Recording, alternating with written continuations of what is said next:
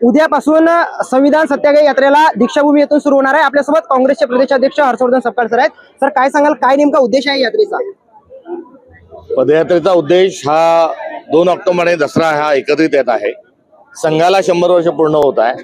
गांधी जयंतीच्या दिवशी पूर्ण होत असताना संघांनी भारताचं संविधान हे स्वीकारावं आणि बंच ऑफ थॉट बाजूला सारावं आणि या भारतात सार्वभौमत्व नांदण्याकरता त्यांनी संविधानाचा विचार स्वीकारावा, हा सत्याचा आग्रह करण्याकरता पदयात्रेचं आयोजन करण्यात आलं। कशा पद्धतीची यात्रा असणार आहे? उद्या सकाळी दीक्षाभूमीपासून सुरू आहे आणि पुढे समारोप होणार आहे यात्रेचा। पदयात्रा ही भारताच्या एकंदरीत संस्कृतीचा अविभाज्य घटक आहे, त्या अनुषंगानेच होणार आहे। कुठेही त्यामध्ये अतिरिक्त काही गोष्टी लावाजमा याचा संदर्भ नाही, सत्य आहे। त्यामुळे त्याचा आग्रह करत आम्ही पायी जे आहोत ते टप्प्याटप्प्याने सेवाग्रामपर्यंत जाणार आहोत। सपकाळ साहेब, मागील आठवड्यामध्ये मराठवाड्यात अत्यंत मोठा मुसळधार पाऊस झाला, पूर परिस्थिती निर्माण झाली। नेते गेले, मात्र फक्त आश्वासनच देऊन तिथून परत आलेले आहेत। सत्ताधाऱ्यांनी जाण्याच्या पूर्वी पूर परिस्थिती असताना त्यांनी GR काढूनच तिथे बंधाऱ्यावर जाणं आवश्यक होतं, मात्र तसं न करता ते गेले आणि वापस आले, हात हलवत आले। दिल्लीला मुख्यमंत्री गेले, ते हात हलवत आले। शेतकऱ्यांना कुठल्याही प्रकारची मदत मिळत नाही, हे दुर्दैव आहे।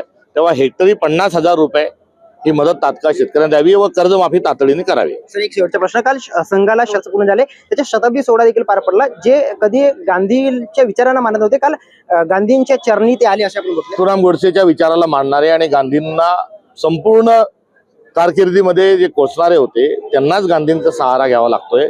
गांधींजवळ ते जेव्हा शरण येतात तेव्हा त्यांनी राष्ट्रीय स्वयंसेवक संघ बरखास्त करून टाकावा, एवढंच या निमित्ताने सांगावंसं वाटतं। तो त्यांचा पराभव आहे, तो त्यांचा वैचारिक पराभव आहे आणि वैचारिक पराभव झालेल्या व्यक्तींनी आपलं संघटन बरखास्त करावं। तर निश्चितपणे काल जे राष्ट्रीय स्वयंसेवक संघाला 100 वर्ष पूर्ण झाले, यावेळी व्हेरायटी चौकातील गांधी पुतळ्याजवळ ते एकत्रित आले होते। यावरून त्यांचा विचार संपला असून त्यांनी आपलं संघटन बरखास्त करावं असं आवाहन यावेळी काँग्रेसचे प्रदेशाध्यक्ष हर्षवर्धन सपकाळ यांनी केलेले आहे। देवेंद्र रहांगडले, ABP माझा, नागपूर। ABP माझा, उघडा डोळे बघा नीट।